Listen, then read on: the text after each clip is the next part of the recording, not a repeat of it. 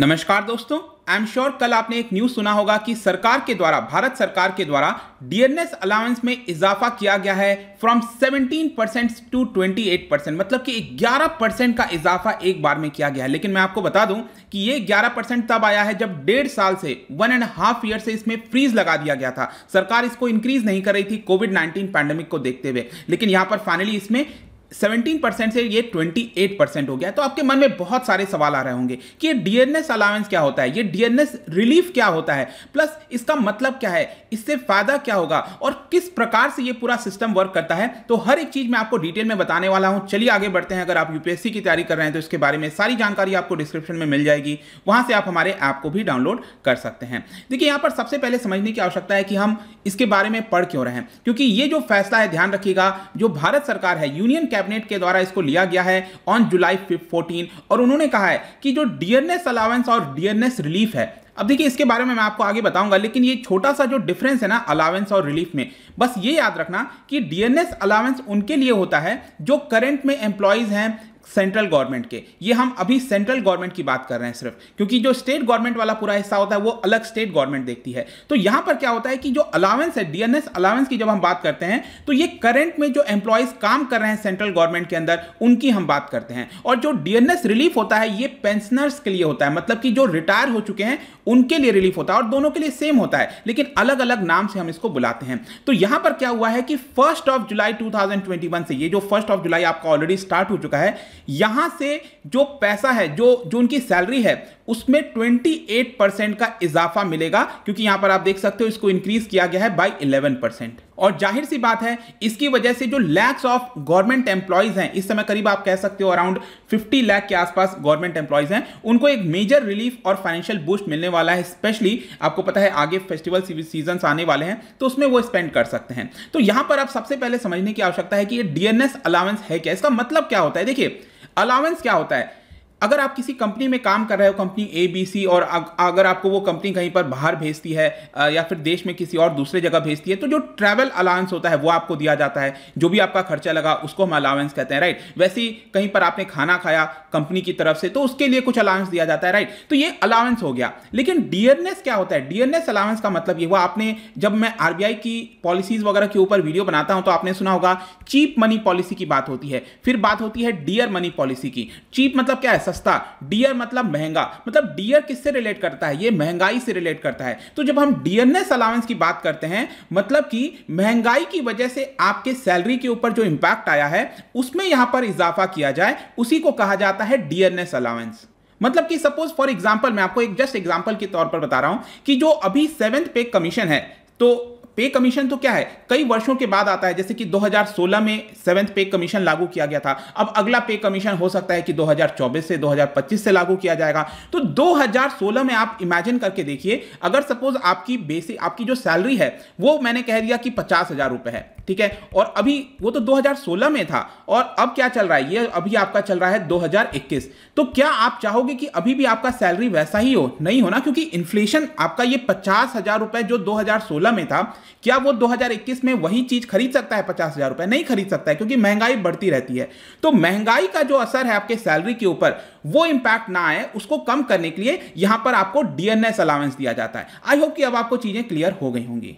मतलब साल दर साल यहां पर क्या होगा कि आपके सैलरी में कुछ एक्स्ट्रा पैसा आपको दिया जाएगा, यही हम कहते हैं डीएनएस अलाउंस। अगर हम इसकी थोड़ी बैकग्राउंड की बात करें तो देखिए, सेकेंड वर्ल्ड वॉर जब चल रहा था उस समय इसको इंट्रोड्यूस किया गया था। अगर हम भारत में देखें तो उसको कहते थे डियर फूड अलाउंस, उसको ये नाम से जाना जाता था। फूड वगैरह के लिए पैसा दिया जाता था। और आजादी के बाद अगर आप देखोगे तो यहां पर जब भी एम्प्लॉइज की मांग होती थी इजाफा करने के लिए, तो यहां पर डीएनएस अलाउंस के तौर पर उनको दिया जाता था। आगे चलकर क्या किया गया, इसको कंज्यूमर प्राइस इंडेक्स से रिलेट कर दिया गया। मतलब जो भी इंक्रीज होगा ये देखा जाएगा कि सीपीआई कितना है, कंज्यूमर प्राइस इंडेक्स कितना है, इन्फ्लेशन कितना हो रहा है, उसके हिसाब से आपकी सैलरी में वृद्धि की जाएगी। अब देखिए, ये जो पूरा सिस्टम है ये काम करता है पे कमीशन के हिसाब से। सरकार क्या करती है कि पे कमीशन का गठन करती है, मतलब सेंट्रल गवर्नमेंट के अंदर जो लोग काम कर रहे हैं उनको कितनी सैलरी मिलेगी वो पे कमीशन डिसाइड करेगा। तो अभी तक अगर आप देखोगे आजादी के बाद से तो टोटल 7 पे कमीशन बन चुके हैं और जो लेटेस्ट वाला है 7th पे कमीशन ये 2016 से लागू हो चुका है। और पे कमीशन को बेसिकली 18 महीने का समय दिया जाता है। वो रिकमेंडेशन दे सकते हैं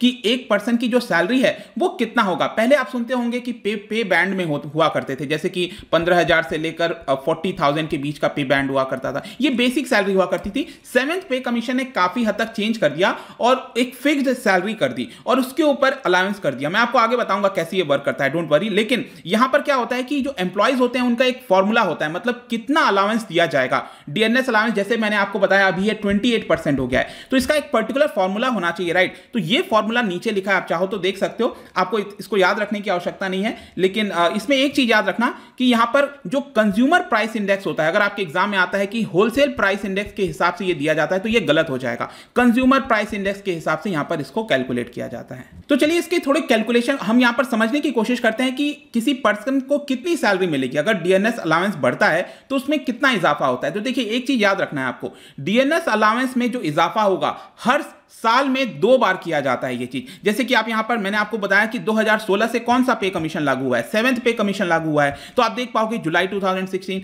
फिर जनवरी में 2017 में, फिर जुलाई 2017, फिर जनवरी 2018, ऐसे हर 6 महीने पर यहां पर इजाफा होता है उनके सैलरी में, ये आपको ध्यान रखना है। तो अब एग्जांपल के तौर पर सपोज मैं कहता हूं कि 7th पे कमीशन के हिसाब से अगर किसी पर्सन की सैलरी 1 लाख रुपए कर दी गई, किसी पर्सन की सैलरी 1 लाख रुपए है, तो यहां पर अब आप देखोगे जुलाई 2016 में क्या किया गया, डीएनएस अलाउंस, मतलब कि उसको बोला गया कि 2% एक्स्ट्रा आपको यहां पर पैसा मिलेगा। मतलब कि ये जो बेसिक सैलरी है 1 लाख रुपीस प्लस यहां पर क्या होगा, उसको हर महीने 1 लाख नहीं मिलेगा, उसको हर महीने 1,02,000 रुपए मिलेंगे। आई होप कि आपको समझ में आ गया होगा। उसी प्रकार से फिर 6 महीने के बाद क्या बोला गया कि डीएनएस अलाउंस 2% नहीं, अब ये बढ़ाकर 4% कर दिया गया। इसका मतलब 1,04,000 रुपए दिए जाएंगे। फिर कहा गया 5%। आई होप कि अब आप समझ गए होंगे। सपोज यहां पर जनवरी 2019 में बोला गया 12% का इजाफा हुआ है, मतलब कि यहां पर 1 लाख के ऊपर 12%, मतलब 12,000 और दिए जाएंगे। मतलब 2016 में जो आपको सैलरी मिलती थी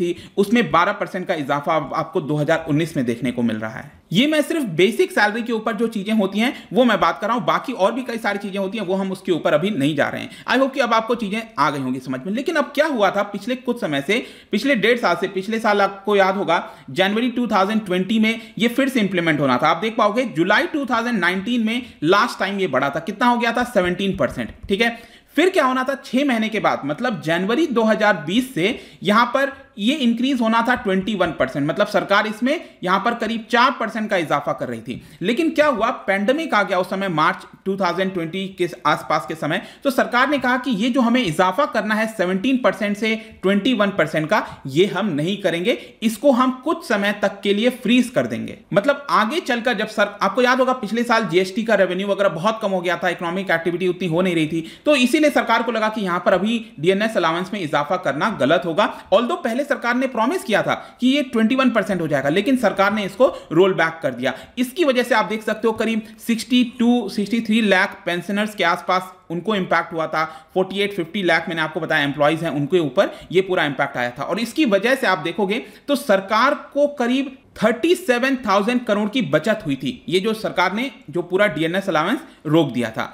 तो आई होप कि अब आपको समझ में आ गया होगा कि अभी तक चल क्या रहा था। लेकिन अब फाइनली जाकर 1.5 साल के बाद सरकार ने उस समय यह कह दिया था कि यह आपका 1 जुलाई 2021 तक फ्रीज रहेगा। लेकिन अब 1 जुलाई आ चुका है, तो सरकार अब वापस से, अब क्या हुआ था कि हर 6 महीने पे जो इंक्रीज होना था इसको सरकार ने एक साथ इंक्रीज कर दिया है। पिछले 1.5 साल का जो पूरा क्यूमुलेटिव है उसको सरकार ने इंक्रीज कर दिया। और यही आप देख पाओगे जो अनुराग ठाकुर है, minister of information and broadcasting, उन्होंने कल इसके बारे में बताया और कहा कि जो जनवरी 1 2020 में लागू होना था, फिर 1 जुलाई 2020 में लागू होना था और फिर 1 जनवरी 2021 ये वाला जो लागू होना था, इसमें बेसिकली क्या किया गया है, 17% जो लास्ट था ये मैंने आपको बता दिया, फिर 4% का इंक्रीज, फिर यहां पर ये वाला जो है ना जुलाई 1 2020 वाला, इसमें 3% का इंक्रीज किया गया है। और फिर जो लेटेस्ट है 1 जनवरी 2021, इसमें 4% का, मतलब टोटल मिलाकर ये कितना हो गया, 11%, मतलब 17 + 11 28%, इसीलिए कैलकुलेशन जो है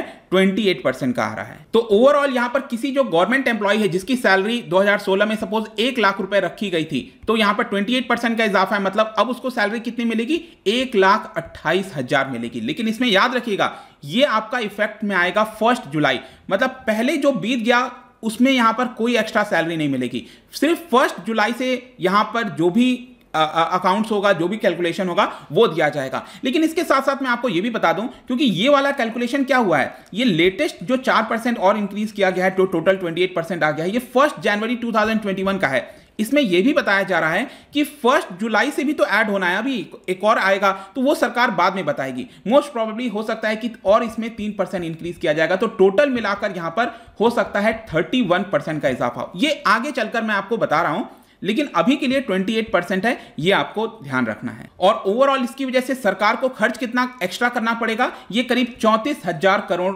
रुपए जो है सरकार के ऊपर एक्स्ट्रा जो है बर्डन आप कह सकते हो वो आने वाला है, जो कि स्वाभाविक से बात है, हमेशा ऐसा ही चलता आ रहा है और ऐसा ही आप कह सकते हो चलता रहेगा। तो ये पूरा वीडियो था दोस्तों डीएनएस अलाउंस के बारे में। आई होप कि बहुत ही सरल शब्दों में आपको हर एक चीज जो भी डाउट थे वो आपको क्लियर हो गए होंगे। जाने से पहले एक इंटरेस्टिंग क्वेश्चन आपके लिए लेकर आया हूं।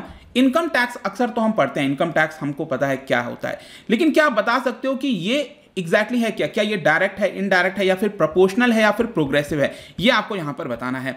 इसका जो राइट आंसर है आपको पता ही है, मेरे इंस्टाग्राम पर तो मिलेगा ही। अगर आप इंस्टा पे नहीं हो कोई बात नहीं, टेलीग्राम से भी ले सकते हैं इसका सही उत्तर। मैं कई सारे एमसीक्यूज यहां पर डालता रहता हूं, स्टोरीज के फॉर्म में आप जाकर प्ले कर सकते हो। बाकी अगर आपको इसका पीडीएफ चाहिए, अलग अलग सोशल मीडिया पर जुड़ना चाहते हैं तो यहां पर आ सकते हैं। और अगर आप यूपीएससी की तैयारी कर रहे हैं, किसी भी स्टेट एग्जाम की प्रिपरेशन कर रहे हैं, सारी चीजें आपको हमारे ऐप पर मिल जाएगी। जाइए डाउनलोड करिए, studiiq.com पर भी जा सकते हैं, सभी कुछ आपको वहां पर बहुत ही अफोर्डेबल रेट्स पे अवेलेबल है। आई होप कि ये वीडियो आपको पसंद आया होगा। मिलता हूं आपसे next time, till then thank you very much, see you soon.